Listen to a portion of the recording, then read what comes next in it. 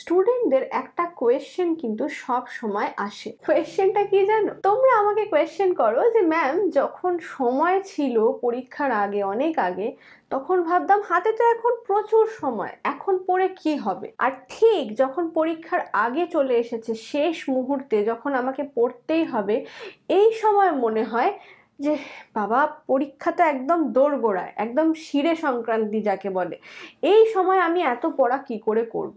এই দুটো প্রশ্ন মাথায় আসে না? কারা কারা ভাবোনি বলো তো? কারণ আমি জানি তোমরা সবাই, এই ধরনের চিন্তা সবার মধ্যেই আসে, কিন্তু এটা থেকে বেরোনোর একটা আমি উপায় তোমাদেরকে বলে দেবো। কিচ্ছু না, নিজেরা যেখানে পড়ো, যে স্টাডি টেবিলে পড়ো, তার সামনে একটা কোট লিখে রাখবে সব সময়। লিখে তুমি ওটাকে আটকে দাও, কোনো ফ্রেম করে রাখো বা যা খুশি করে রাখো, ওই লেখাটাকে তোমার সামনে রাখতে হবে। এটা আমি বলছি একদম আরবিটারিলি কিন্তু বলছি না, এটা একটা সাইকোলজিক্যাল এক্সারসাইজ। এটা সাইকোলজিস্টরা প্রুভ করেছেন যে হ্যাঁ, এটাতে কাজ হয়। সেই কারণেই আমি তোমাদেরকে বলছি, জাস্ট লিখে রাখবে আজ নয়তো কবে, বা এখন নয়তো কখন।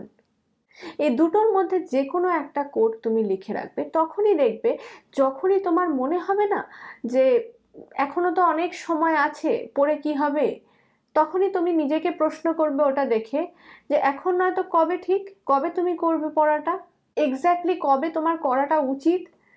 দেখবে তোমার কাছে কোনো আনসার থাকবে না, কারণ পড়াটা এখনই করতে হবে। কারণ পরে কখনো আসে না। এখন যদি না করো, এখন যদি না পারো করতে, তাহলে এই পড়াটা ব্যাকলগই হয়ে যাবে।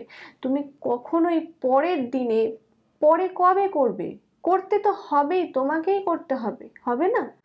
তাই মনে যখনই এই ধরনের দ্বিচারিতা আসবে, কোনো এই ধরনের চিন্তা ভাবনা আসবে, তখনই তুমি যখন কোডটা দেখবে, এই লেখাটা দেখবে, এখন নয়তো কখন, আজ নয়তো কবে, আজকেই করতে হবে, দেখবে আর তুমি পড়া থেকে উঠছো না।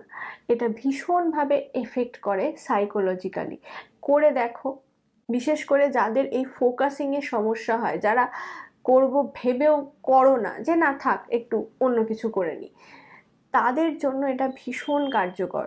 যারা যারা মনে করছো যে হ্যাঁ তোমরা করবে, এই লেখাটা লিখবে এবং নিজেদেরকে ইমপ্রুভ করার চেষ্টা করবে, নিচে আমাকে কমেন্ট করে লেখো এখন নয়তো কখন।